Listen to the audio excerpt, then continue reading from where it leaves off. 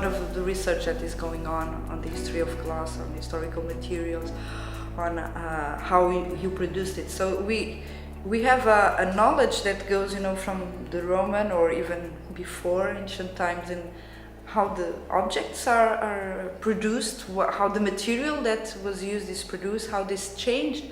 And then we have scientists that are creating new materials that can be also of use to the artists. So what we expect in the science part of the master, which most of our students are coming with an art background, is to know the material, to feel more the material, not only because, of course, if you look and if we work with material already, feel a connection, but to go even more deep, you go just more inside and understand why it behaves the way it behaves, as far as we know it. We don't know a lot. And this is something, again, that it's quite unique. So because here, and the students are involved, that they see us working every day. This is a unique place, not only for the master, but the research that we do here. And a lot of times there is no clear frontier of what is the research unit and what is the master. You just have to open a door, and people are working with glasses and tiles and with what I call the bugs. They are not bugs, they are fungi, they are algae, so they are working in the biodeterioration. And if you continue, then you will see one of our more recent scientists working on the compatibility of the different materials, measure thermal expansions and things like that, which are very, very interesting field of research for scientists, and completely very useful for both industry and artists.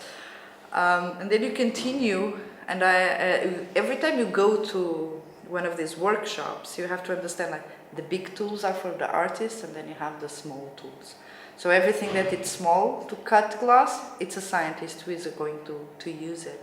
If it's big, is the artist. Then when you go to the studio it's noisy, the hot shop is noisy. Not because people are always, they have to speak loud, because the gas and everything, it's very noisy, all the furnaces. So it's very, very, very, very alive. But at the same time, it's a place where you can stay there and just look to people working, or in a very relaxed way. So one of the things that we are proud of is that we are a unique program and a unique place in the world, and we are not shy about it. This is the only place where we really have scientists and artists working side by side, not only at the master but at the research unit. And sometimes the master and the research units don't separate that much. There is no clear frontier, because we are all involved in the same thing. So what I want the students, we want the students to learn, to be more focused in what they want, instead of what do they have around with technology and possibilities. Because sometimes we don't have access to the whole state of the art and top technology. But if we are more focused in really what we want to do as an artist or as a scientist, then it's more easy to find what we need, the tools that we need, instead of playing with tools and expecting good art or good science to come out of that. So we believe in the other way around, and I hope that the students at the end will profit from this, because it will give us really more useful tools for whatever path they choose. We have students that are artists, students that are following PhDs, students that are in completely different fields. One of our first students has a restaurant in Japan. Of course, everything that is made of glass is the one who makes it.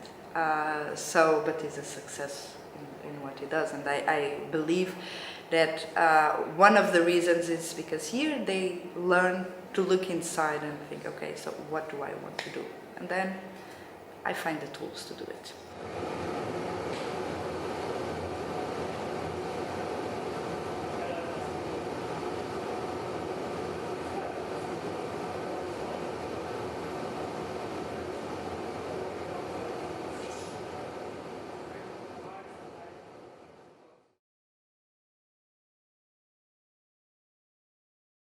Thank you very much, and welcome to the first session of the series VICARTE Talks, Like Science, Like Art.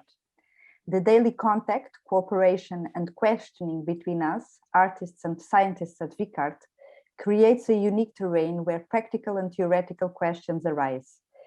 Here, we want to explore those questions, and we leave the floor to our invited colleagues and good friends. Michael Rogers, artist and professor emeritus at the Rochester Institute of Technology, someone who shares his travels with us in the most poetic way. And then Richard Meitner is the artist whom we have the luck to have as an active integrated member at VICARTE, to whom we share a lot of new insights and a personal friend. And finally, Natali, thank you so much once again for doing this. Natali is Associated Professor in the Glass Program at Alberta University of the Arts in Canada and Vice President of the Glass Art Society.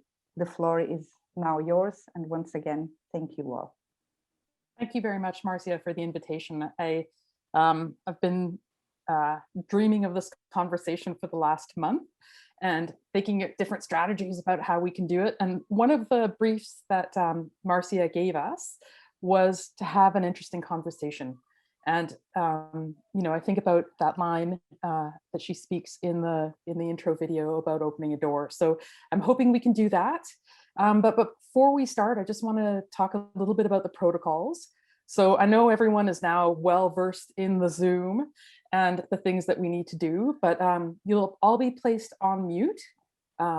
Please don't don't unmute yourself. And also, if you have any questions, we'll have time at the end to answer some of those questions. And so please feel free to place your question in the chat and we'll try and answer them at the end. Our talk will be about an hour. Hopefully we don't start talking past that, but we'll try and be careful. And so in prepping for this conversation, I was thinking about Italo Calvino's book, The Invisible Cities, and about how conversations are able to span the unknown and the invisible and the impossible. And that if I look at both Michael and Richard's work, there is this, they engage with the interstices between ways of knowing and between knowledge and imagination. And so if I was to ask the first question, which I am going to ask the first question, I'm curious about the notion of tall tales and how important they are for both of you in the way that you start to project or dream or plan your works and your actions. Michael. Well, I've always loved a good story, and in my work, I've always tried to create narratives, and I've tried to have that be kind of inherent in kind of objects themselves. You could see by the images of the kind of work I'm doing most recently, which is more performative.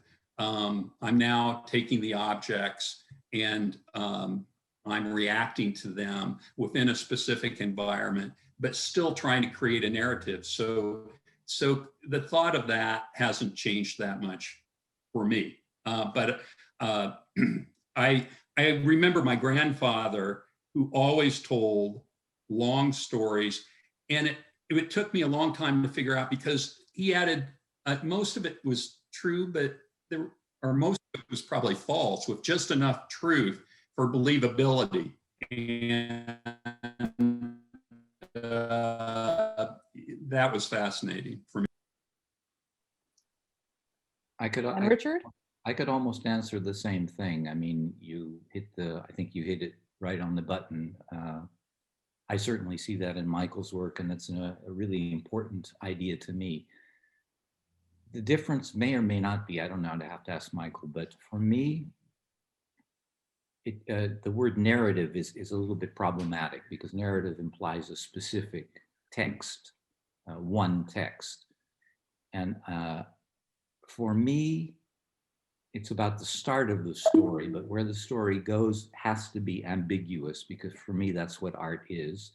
And the ambiguity sort of holds reckoning with the fact that if you tell me a story and you tell someone else a story, it will mean different things to us. So I have no way of knowing, you know, if I start a story with an object or with a thought, a pheasant or something like that, it will mean something different to one person as to another person. And that ambiguity is what fascinates me, because words have specific meanings, but it depends on your life experience. So that's kind of what motivates me to make evocative things that seem like the start of a story, but where the story goes, I can't say. I know where it goes for me, but I have no idea where it goes for anyone else. Well, I think that notion of ambiguity is incredibly potent in both of your work, you know, in terms of thinking about, and to quote Richard, your PhD, but, you know, that about altering our field of focus and stepping outside of not only ourselves, but of, and I don't want to really say rational thought, because that's not necessarily the right way of thinking about it. I think, you know, that it's about a moment of emotive and human experience, right? That it is really about a conversation between the viewer and the object, rather than, and correct me if I'm wrong, if it's the viewer, like the conversation is between the viewer and the object rather than the viewer and yourself. That's what I believe. Is that right? Absolutely. Yeah. Absolutely. And Michael, is that something that you think as well? Yeah, I mean, you know, to go back to this idea of narrative, I never have been a linear thinker. And that was quite a worrisome thing for me at a young age. But when I started to read poetry, I started to realize, especially Neruda, people like Neruda and Borges, that you know, thoughts could be structured in a very nonlinear way, something like constellations, and that interests me. I think that if you put objects together in a certain way, they have meaning, but the meaning's not infinite. And the viewer, to go back to your point, each viewer is going to interpret a particular object in a particular way based on their experience. I would say that probably as an artist, I'm trying to orchestrate the range of what those associations might be. And so, you know, it's nothing's in terms of a story, what that might be. It's absolutely up to the viewer. I'd like Richard, to add something to that, if I could. Yes, of course. As I'm one of the representatives of VICARTE, who's putting this talk on, since I've been at VICARTE, I've always been interested in science, and I started out ostensibly headed into a career in science because everybody in my family was, and ended up, being an artist. And it's been an absolute delight for me to be able to work with people at VICARTE, most of whom are scientists. The whole question of what is science and what is art. In a simple way, you could say science is about facts. In other words, things you can specify and quantify and reach conclusions on that basis. I can almost hear Marcia shaking her head at me because I probably said it wrong, but this is what I believe. Whereas for artists, things are very much non-specific, at least for me. It's about ambiguity. That's much more interesting. It's about the vibrations between two things or four things or six things, or between two people's interpretations of something I make or someone else makes. That's really interesting to think about the world of specificity, where we have language, we've invented it to name things so that most of us understand, when you say something, when you give it a name, oh, that. What you feel about that is, of course, quite different. That depends on your personal experience, but there's a name or a number, which means something very exact as we can make it. Whereas my whole shtick is, that's not what art is. Art is not that. And that difference is really quite fascinating. You know, it's interesting, Richard, because I mean, I don't know what you think about this, but a friend of mine is a head of a cancer research unit at in Rochester. And he was talking about how he felt like what they were doing was had quite a bit to do with the way we work in art, because he said they're basically at this point throwing everything at it, and you know, and the most perhaps even nonsensical, throwing everything at the wall and hoping something sticks.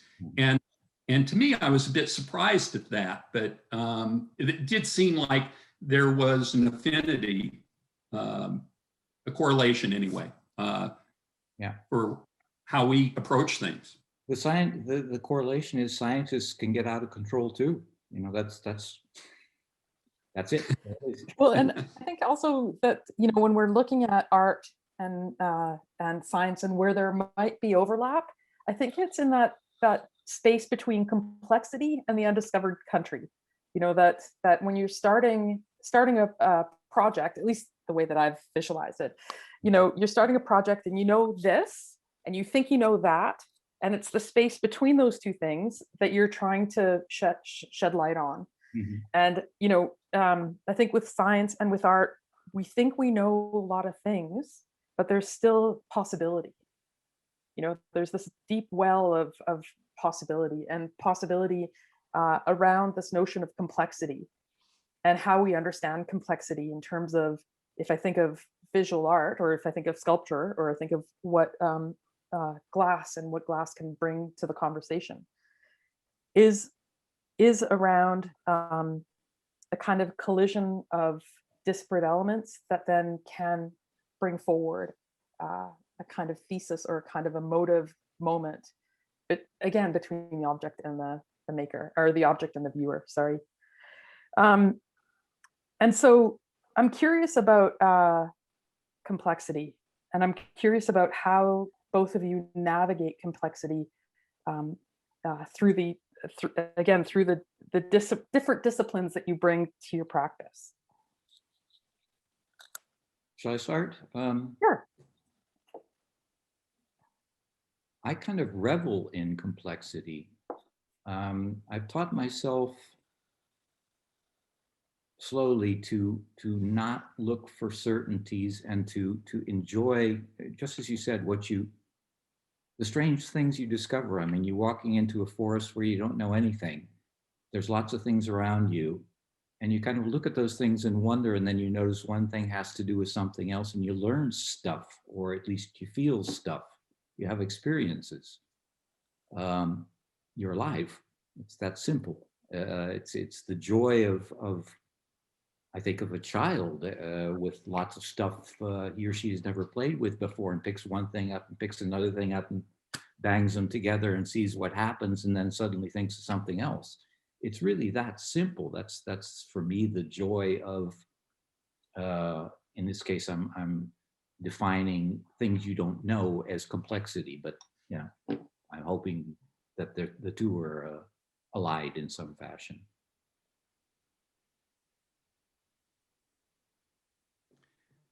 Well, I mean, it's when you're paying attention, you know, the world can be a bit too much in many ways. And as an artist, I think that what I've been looking for is some kind of resonance. What I call visual resonance is that things that I experience, whether that's, it's not just visual, whether it's a good conversation or reading a book like Invisible Cities, like you mentioned, one of my absolute favorites, or something you see and then you kind of forget about it. But these things keep returning somehow, at least they do to me. It's like you're driving down the road and a word jumps out at you at a billboard, and then you forget about it, but then 2-3 days later, it starts to come back. Now, those things I think are significant. And, somehow we're all containers, vessels of sorts. These things begin to form patterns that I find as different as they are, the fact that they're contained within you is somehow significant. And that's what I try to work with. And perhaps it's a way of distilling vague intuitions. I don't know. I have to jump in and full disclosure, I realize now Michael just used the word resonance. And he's the one who used that word. He used it once and I went, oh yes, that's good. So I just used his word, and what Michael just said is exactly the way I see things. You have experiences, you have things you see, art or something else. You file them away according to your mood and what you need to do, but they come back and they sort of move together. And those things that I find keep colliding, whether, there was a time when I made a lot of rabbits and things, so rabbit was one of those things somewhere in a compartment. And then later on, it combined somehow in me with some other experience I've had. It resonates, to use Michael's word. And those things lead to something, whether they lead to concrete verbal formulations of anything that would mean anything to anybody else, probably not. But recognizing them in yourself often leads to something. Again, you can't formulate it verbally, but those things are important to you. And I have the additional, totally unscientific superstition that if it does for me, it's got to for somebody else. And that's how things happen in my work. Yeah, well, I often think of that. I think it's Terence, the quote from Terence, and I'm going to butcher it now, something about, everything that's human is understandable to me, just because we're human. Yeah. And part of that is our biology, that we all have this rough bilateral symmetry, that we have a brain that is primed to see pattern, and that pattern recognition is a part of our brain that can be nonverbal. And so it takes a lot to move something from that nonverbal pattern recognition, the pattern recognizing center, into something that we can actually say out loud. And sometimes it's not a good idea to do that. That's true. Not a good idea to do that. I often think it's also part of that, and this is where you'll know that I'm not a scientist, that I think that pattern recognition center is akin to the dream center, so that things can collide together and feel, or not even feel, but taste right. That there's something about that moment of intuitive recognition that allows us to make an object or pull something out of ourselves or pull something into the real world that marks a kind of, I don't want to say really new learning, but new possibility. And in that, I'm curious about ritual. I'm curious about the way that either of you, and I don't know if both of you do this, there's an assumption on my part, but around sort of the ritualized nature of art making, or even the ritualized nature of performance as an important tool to manifest things into this world. I'm I suppose particularly glad you asked that, because I can plug a performance that's going to be live streamed on March 20th by Jin Hongos from Toyama Glass Art Institute, his collaborative group, which is a part of the exhibition that is at the Latvian National Art Museum at Regis Birzenau. That will I mention it because Tom Suma is a Japanese performance artist who's working with a Japanese choral conductor and composer with Latvian singers, informed by an expert in Latvian pagan rituals, as well as Japanese Shinto rituals. So if people are interested, they could check that out. But rituals are so important. I know in my own work, and I have always thought of it as rituals that sustain us, because I come from this agrarian background, and the change of seasons and harvest and these kinds of things, and how they operate metaphorically are and how they connect us to that which really sustains us is really something very important. And I know in my performative things, basically I see myself as formulating kind of rituals of sort. Thanks, Michael. Richard? I don't want to talk about my rituals. That's nobody's business. Fantastic. Thank you. No, I think that's a really, like, I don't think we need to know everything. And I certainly don't think we need to know, like, I always think everyone has a secret heart, either to their work or to their practice. Yeah. And it doesn't need to be out there. So let me try a more serious answer. Oh, I thought that was the serious answer. No, it wasn't. When you asked the question, I knew this is Michael's question. This is for Michael. I probably have some rituals too, but quite honestly, I'm not really aware of what they are. I mean, I'd have to go think about it. Maybe I could come up with something, but it's not something that's in my practice that I'm aware of and see its workings. That's my answer. That's the real answer. And, and this is where maybe my presumption comes into play, but there's something about your objects that they remind me of, and I hope this is not the wrong thing to say, but they remind me of kind of one of those flip animation books. Like they're sort of some of the objects, like I think in particular, you made a piece quite a few years ago called Schrodinger's Cat that has like stuck in my memory because it is about something in transition, this possibility. And so when I think about it, it is a little like a flip book where something like there's these flickering images in my mind. Mm-hmm. And so I think that's where I see your objects as performative, and maybe performative for the viewer in how it activates their brain, or at least mine. And I'm curious too, like, we've talked a little bit about ritual, we've talked a little bit about tall tales and the way we know things, and we've talked a little bit about science and art, but I'm curious, and we've talked about Richard, you've talked a little bit about the difference between science and art.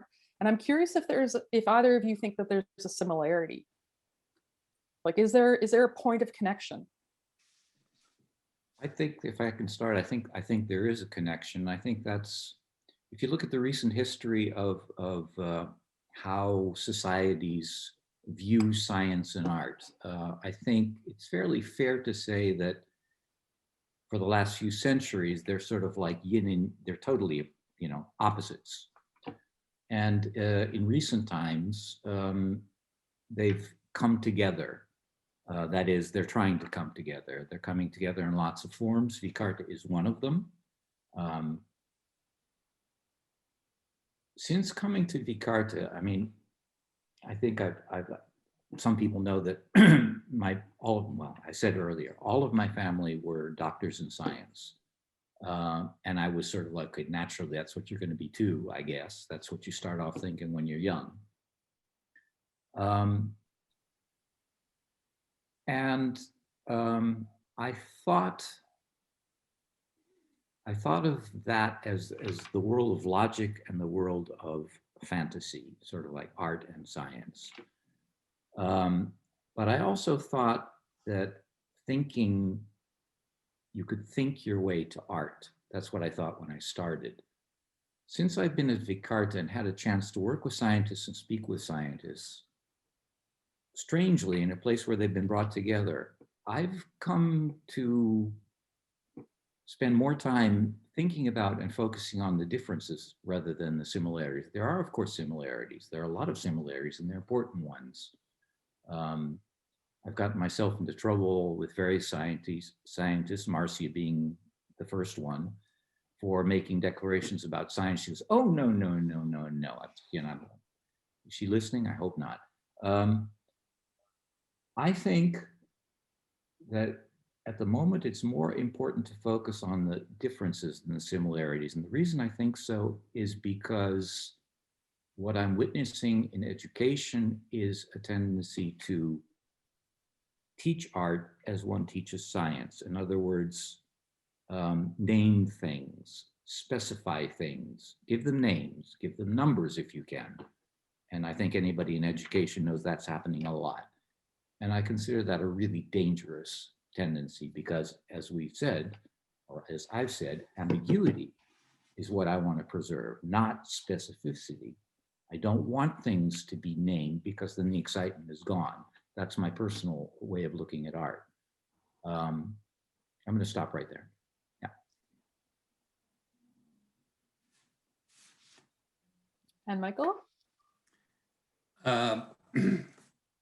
I can't pretend to know much about science, but my interest in VICARTE was how people there were looking at things at a molecular level. In terms of understanding a material, this is certainly something of interest to an artist. You know, it's like a poet needs to understand their words and grammar and language. You know, so and I was so interested in how materials and process operate metaphorically, and that really kind of encapsulates my interest in VICARTE. And actually, you know, I can't kind of wait to get back there to do more research on things like, you know, the problems of scientists can be opportunities for artists, like sick glass or weeping glass or glass prone to, you know, decomposition. If you think of that, how that can operate metaphorically for an artist, it's kind of astounding. You know, I had always thought that maybe I would love to be able to make an artwork that would be created, you know, perhaps not even by myself, but somebody who could, with much better hands than I, you know, a true master, and that would decompose over time in a museum. You know, it's something like, might we appreciate something more if we know it has a finite existence? To give glass a life much like our own is a pretty interesting thing. And I always kind of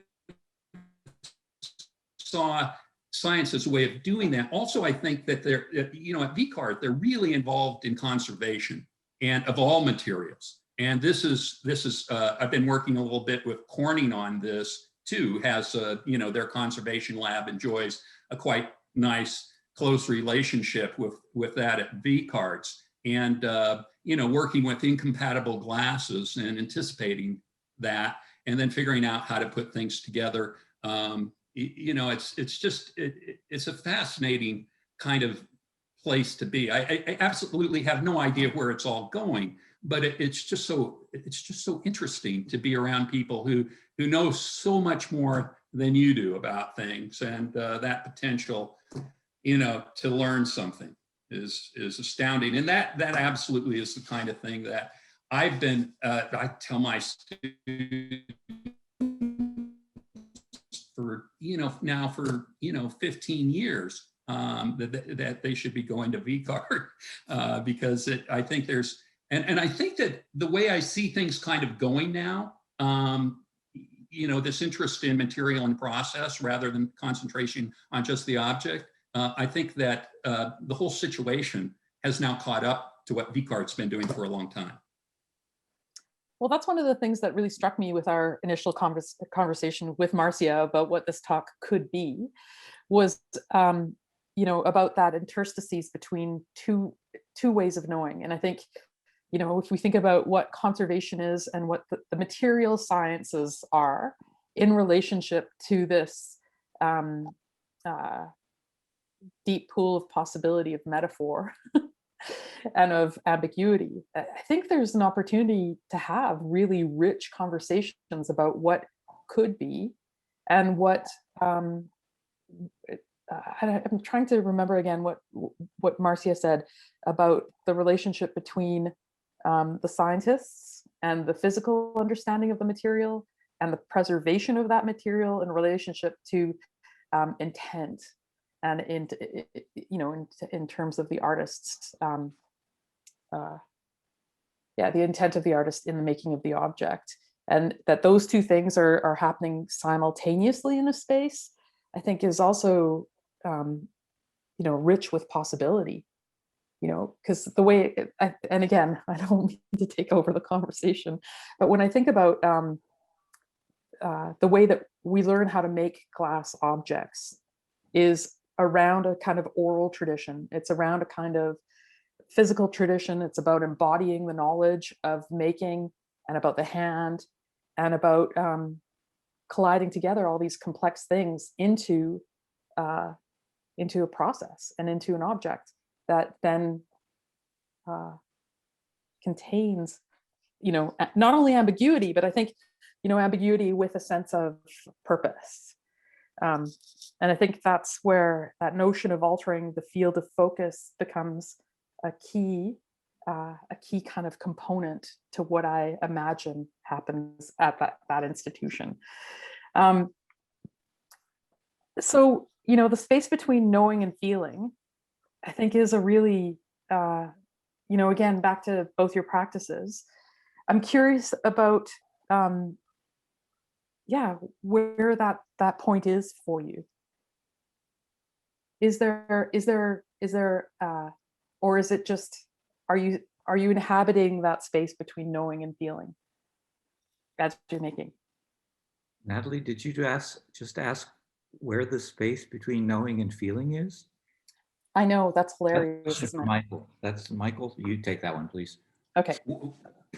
The space between, I don't know. I always figure it's, we know what I suppose in some ways, we might know what we know. And in terms of making art, I always thought it was a good idea. Art, in a way, for me, is just a way of figuring out myself and the world, my reaction and interaction with the world. And, I just feel like trying to figure out what a human being is a big experiment. And,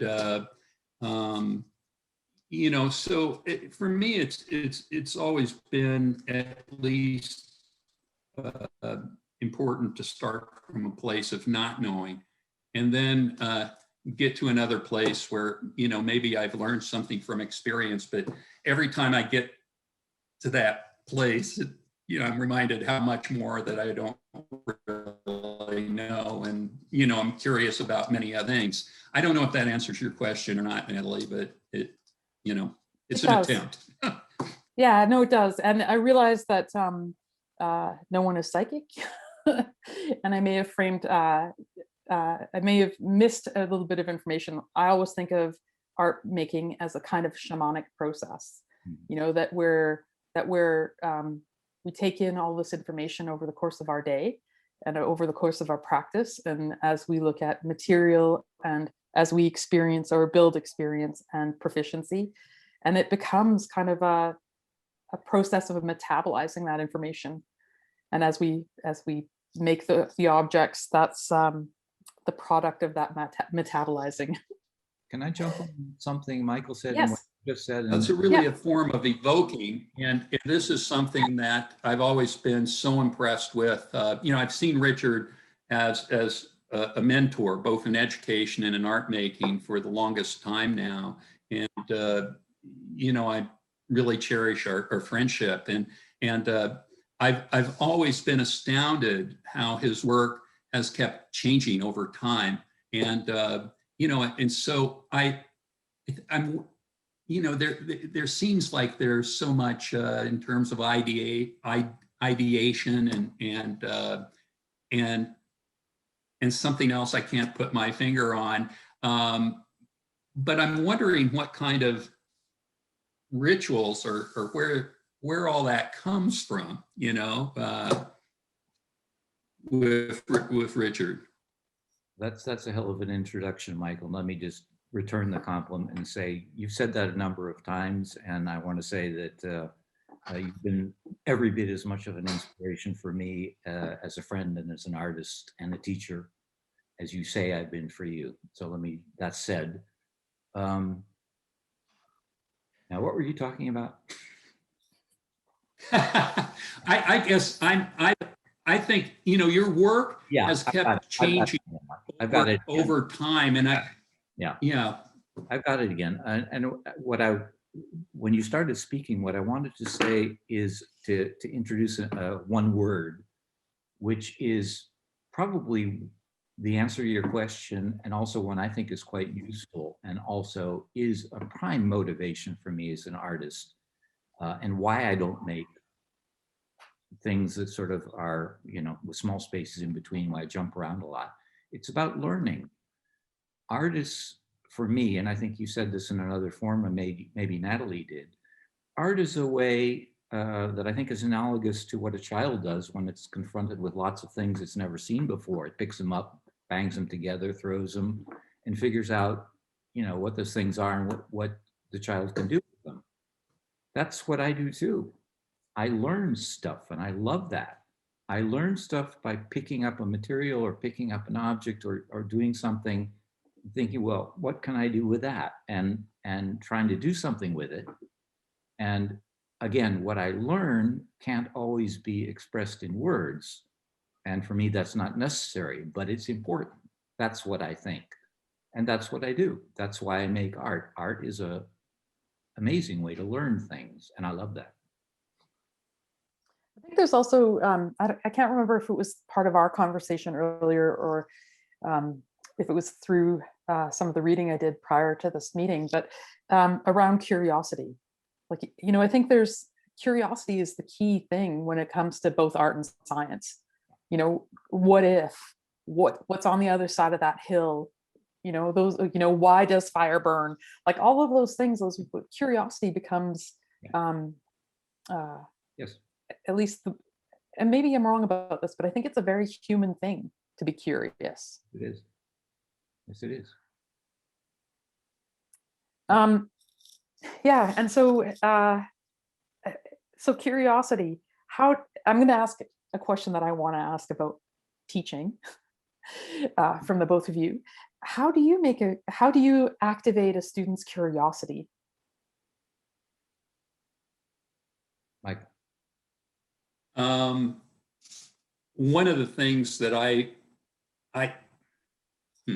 just saying the first thing that comes to mind is that I found myself not enough for the variety of students that I've always dealt with.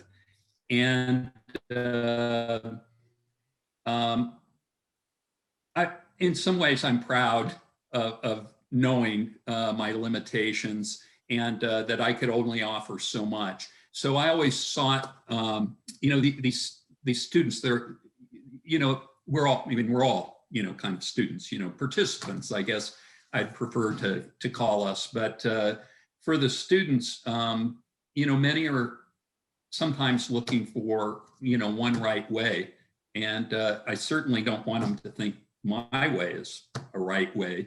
And they're searching for their own. And the way that I try to kind of facilitate their curiosity was a visiting artist lecture series. Always bring into a program as many different points of view and ways of working as possible. And because then they go, well, that's the one right way. Oh, no, this is the one. Wait a minute. There's all these different ways. Oh, well, maybe there's my way too. So. Thinking about your question, Natali, my first reaction, I'm just going to tell you what it was, although I'm not sure I really believe that. My first reaction was, how do you activate a student's curiosity? Don't even try. Either they're curious or they're not. That was my first reaction. I'm not sure that's true, because thinking about it, I have had occasion frequently to try and push people who were thinking, as Michael said, in a straight line, to consider alternate roads, alternate paths leading off from where they're standing. There's no formula for that either. It depends on the person. And with that said, I want to say that I'm certainly not anyone who would ever be suited to teaching a class of a large group of people or dealing with a lot of people at one time. I can only do that individually, because for me, it's sort of, I have to know who I'm talking to. I have to sort of get a feeling. And then sometimes you get a feeling for what's the right way for this person. What can you, this person just said that, so use that as a starting point or something like that. Yeah, if you're talking about individuality and lots of different possibilities, obviously there's no one way to do that. And there's no one way to stimulate somebody's curiosity. You just have to try and figure out, okay, if that's what's needed, can I do that? And how should I try? You know, I've thought about, you know, you give $5 to a group of, you know, 10 students, and you tell them to go into a junk store or an antique store, and you tell them to come out with, you know, a few objects. They're each going to come out with different objects. And that speaks a lot about individuality. And, you know, I think that, you know, then you meet and they show you what those objects are. And then they begin to talk about what those objects might mean to them or not. Then it gets quite interesting, right? It's like William Burroughs' Naked Lunch. You know, everybody sees what's on the end of everybody else's fork. And then there can be this kind of dynamic, you know, kind of the way people kind of bounce off each other and you know, sharing. And so, yeah, I absolutely agree with the, you know, one needs to deal with people individually and along these lines, but also as individuals, we can all kind of share in such an interesting way, which is one of my, you know, interests in collaboration, how it allows us as, you know, working together somehow to reach beyond our, you know, extend beyond our reach and yeah. Yeah, that's actually, I think that notion of collaboration and extending past ourselves is a really powerful process, because, you know, we all have what we think are our boundaries in terms of skill, in terms of thinking, in terms of image making, or even in terms of, you know, the contextual underpinning of the work that we're making. And, you know, when you bring in someone else or bring in a group of people, you know, you have this, I always think of it as agents of chaos, that, you know, you have to actually work through the possibilities. That's interesting. I don't know if I have a question about it, other than thinking that collaboration is a really powerful tool. I've got something I'd like to say about that. Excellent. I've had the experience, I think it's relevant. I think it's relates to what we were just talking about. I've had the experience several times of being able to work with top craftsmen, far better than I could even dream of being. And that brought up, I mean, the first thing that happened to me was I was petrified. What am I going to do? The situation being, I've got this limited range of things that I was capable of making with my own hands. That's for, you know, this. That person can make anything.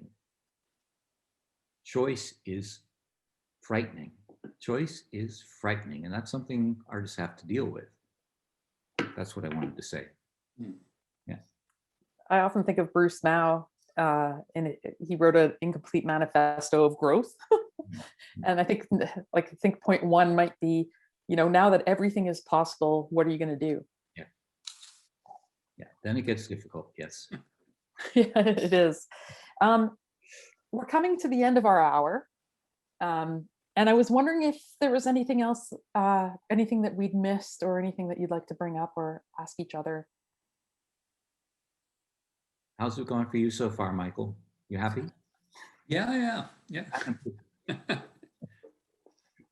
Well, I appreciate so much being a part of this and who I'm a part of it with, because I am so much appreciative of VICARTE and the opportunities that I know are there, that I absolutely firmly believe there's incredible potential for people to do research there. I think it's been for a long time too well kept a secret. And so that being said, it's a good place to end for me, because that's what I really feel this is all about. And I'm really, really glad to be a part of that. Yeah. So thanks to VICARTE. I will, there's a question in the chat from Linda Norris that's asking about collaboration and place. Does place change the act of collaboration? Question for Michael, I think.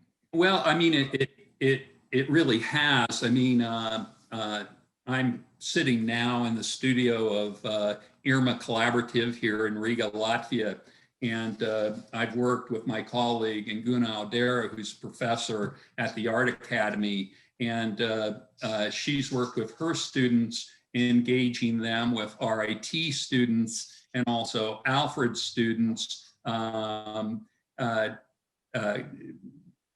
doing work. There's a forest bathing project that happened. And so it was happening in very different places, For a forest by the Baltic Sea is very different than a forest in the northeast of the United States. And it's fascinating to see how the students, actually students, professors, everybody was just participants, right? And it was fascinating to see how people reacted to those particular aspects of natural environment. Of course, other projects have been done in an old sock factory in Tallinn in Estonia, or but I know Linda well, and I know the kind of research that she's doing, and so appreciate seeing her meanderings, in Wales, and her interest in history and nature. And I think she already knows the answer to this question. I suspect she does as well, because I feel the same way. I think place sometimes. Oh, sorry, Richard. No, please. I interrupted you. Oh, I was just going to say that one of the things about place is it allows us to be together. And I think about, again, back to the opening video, about this idea of opening doors, about just wandering down the hallway and not seeing a visible difference between where the research labs are and where the art studios are. And that passage, again, back to my favorite thing about liminal space, that passage is again about possibility, and being in a place allows for possibility allows for things to happen. I also think that the activity itself, whether it's conversation or no matter what, any kind of activity creates its own space. Yeah. And I think of choreography, and there's somewhere I read a long time ago, Plato had this idea of chora, and chora was, I guess, the space for something to happen. And I always thought that was kind of interesting.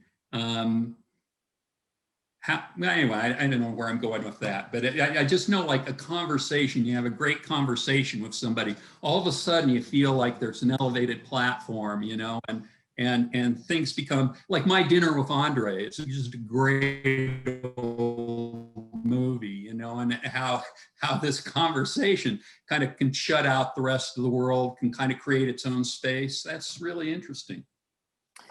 And Sylvia Levinson has just posted, but now the idea of place has changed. You know, we're no longer tied. Place is no longer tied, perhaps, to a location on the earth.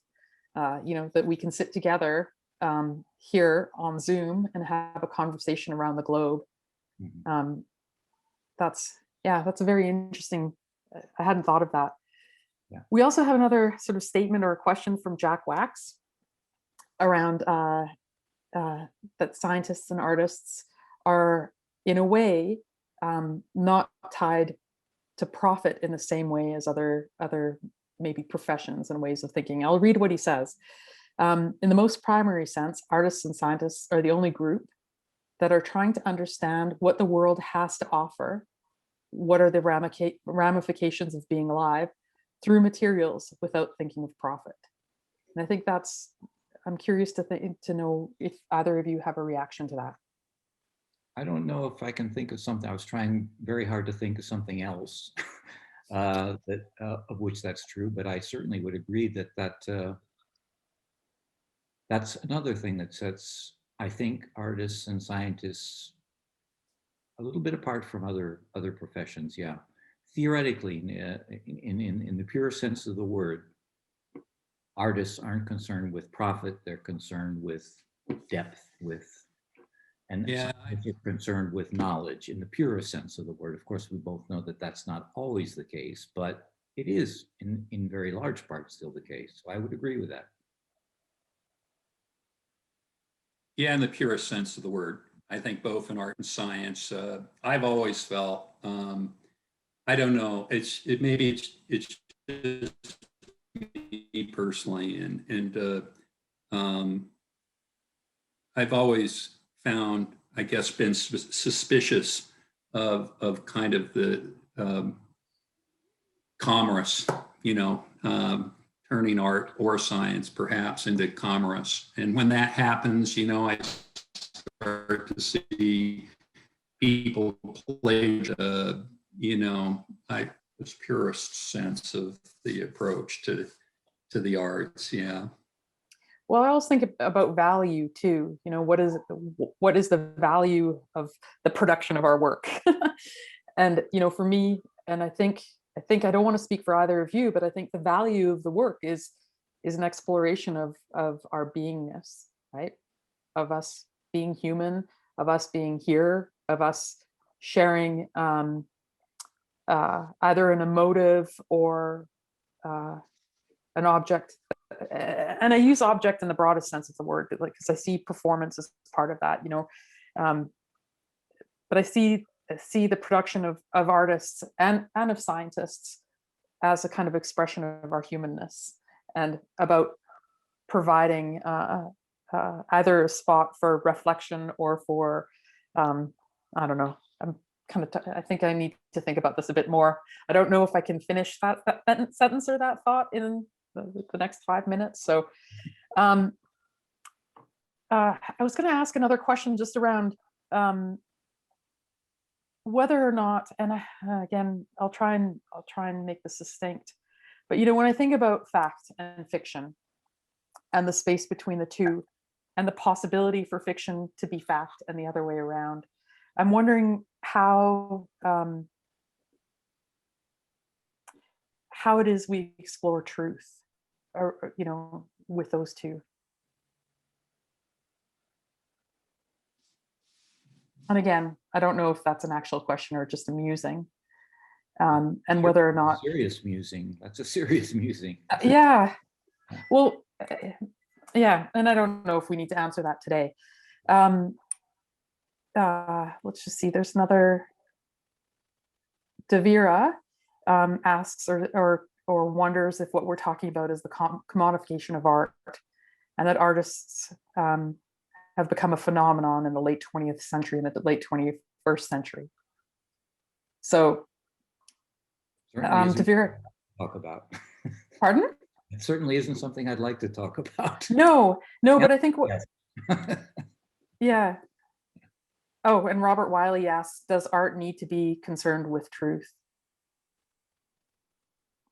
No. No. Michael? Oh, I sometimes prefer a really great lie to the truth. but you know, that's just my, you know, it might come down to personal preference. You know, truth is a matter of perspective, it seems like, and you know, what's one person's truth is another person's, you know, something else. You know, I agree completely. And I think this brings us back to a full circle about tall tales. Yeah. And I think one of the things that we haven't talked about, but I think is really important, is the propensity, the possibility, the sheer possibility of art being, to be able to experience joy, elation. I don't know. It's like you see a sunset or something. Maybe it seems just so passé in some ways, but when we see it, there's a sense of awe, and there's no way to describe that sense of awe. And you know, that yeah, discovery, you know, a way of discovering things, you know, which can bring joy, you know. I love it when, like, art can make me do something like want to dance, which no one would ever suspect that I would ever be, you know, good at, but that's not important either, you know. Yeah. Can I go back to the image of the child playing? That's that elation, and it's the same elation that has always given me great pleasure when that happens. It doesn't happen very often, but when you have a student and you are trying to explain to that student something and you see suddenly his or her face light up because they get it, it's that. And that is quite wonderful. It's when magic. When it happens to someone, it's wonderful. Yeah. Yeah. Yeah. I wonder if, you know, this kind of sense of joy and elation, discovery, seems to me to always, and I don't know, but isn't that also linked to science? Isn't that, you know, isn't that connection there? Sounds like a question for Marcia if she's there. Marcia. Hi, I joined the group. You are inviting me. I'm trying to control myself for 1 hour because Richard is always picking on me. May I just say something? I want to use Marcy because I don't know if that was said really. Marcy is the head of VICARTE, is the head of the Department of Conservation and Restoration. She's my boss, so I have to say nice things. And she's also a doctoral physicist. So we're talking to a real scientist now. Yeah, but answering back to Michael's and Richard's on this idea of, for me, it's an enchantment when we understand. I think we didn't use the word, we talked about stories and narratives, and for me, I think the word is enchantment. When I'm working with the material, and as I said, it's kind of a deep connection that relates. A lot of times, it's only to see if it works. We have that freedom. We have this traditional view of the scientific method, like Natali said, that we have a purpose, a question, and we see if we answer that question or not. But most of the time, what we do is really that in between, you know, the trying. It's not so straightforward that we have a real question that we want to answer it. A lot of times the question happens with the work. It's important to have a focus if you want to find a result, if that is the goal, because otherwise you can get lost. It's very easy to be lost in science if you don't have that focus, and that question is important to create the focus. But you know, after I'm working producing glass since 2004, you know, from scratch, from raw materials with silica, with producing different composition, and for us it's always magic every time we just drop the glass out of our furnace, out of the crucible, and sometimes in water, sometimes it's a metal, and it's always magic. It's always the same enchantment, and that's nothing really rash. And that's why I like to do it. So because as Richard said, being the head of something means bureaucracy. So what I miss more is, in fact, to go to the kiln and just drop the glass, which I do every time now. Every time a lockdown is open for a few days, I do that when I return. So yeah, thank you. And Marcia, I might just ask you the same question that I asked Richard and Michael around truth. What's your feeling on truth or certainty? I really don't believe that we have that. I'm very, and I think my part, there's of course personal thoughts on that, but also my background in physics. It's we know there is kind of, we are taught.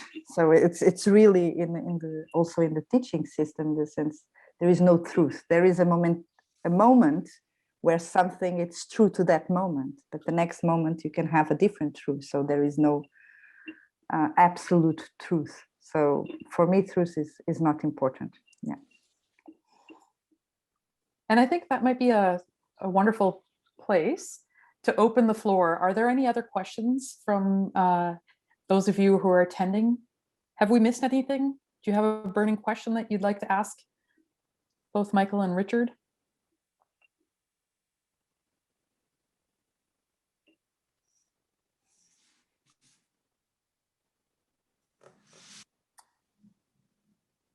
All right.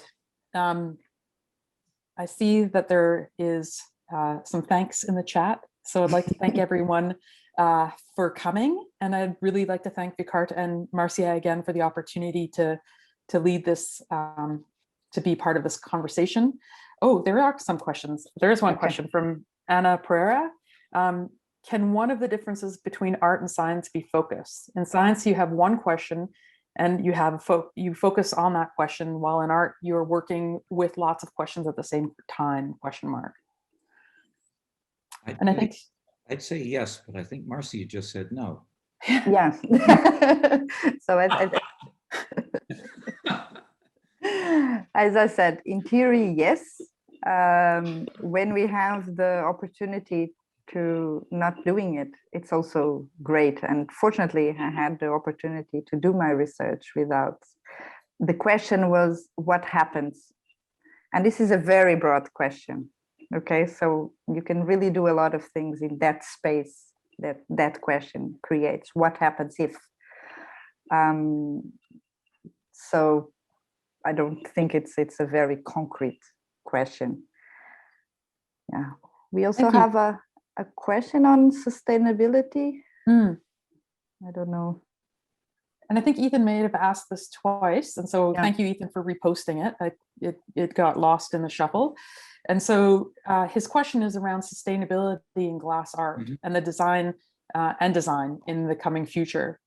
He's asking a question around repurposing, redeveloping, and material renewal.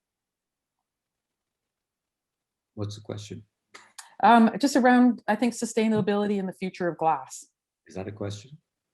Well, I'll just say it's absolutely important, and the more that we can think about how to repurpose things, how to reuse things, how to be resourceful without being wasteful of resources is I don't know.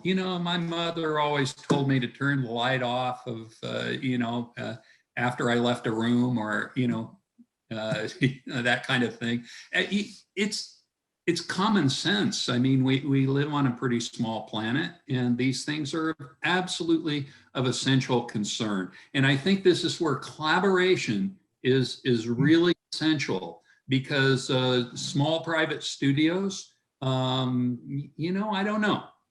Perhaps it's better to get together in groups and coordinate, times, this kind of like watering hole on the Serengeti Plain kind of approach to glassworking might be more, productive, but I don't know a lot about this area, but I do believe that it's really important. I think, I do think that we have a lot to learn, and that in the future, collaboration is going to be much more important, because I think we're going to have problems that can only be dealt with in that way. And I may shamelessly plug the Glass Art Society now, and Please. say that there are there's a cohort around greening of glass and green issues, and we also have several panel discussions happening at our conference. And if you go to the Glass Art Society, you can learn all about our conference. It's going to be virtual. It's also going to be it's affordable. And I think it's going to be really exciting. Like, the platform this year is really, I think we've done a lot of work to make it an accessible conference for as many people as we can. And like I said, I think the green issue is at the heart of what we all do when we work with glass. I think there's an importance to considering it when we're working with a material that is so resource intensive. So thank you, Ethan, for your question. And now I will say thank you for everyone, and thank you for your time and your thoughtful questions. And thank you both, Michael and Richard, for your responses and putting up with some of my amorphic questions or musings. Thank you very much. Thank you, Natalie. Yeah, thank you all. Thank you, Richard. Thank you, Yeah. Mike. Yeah. Thank you, Marcia. Thank you all.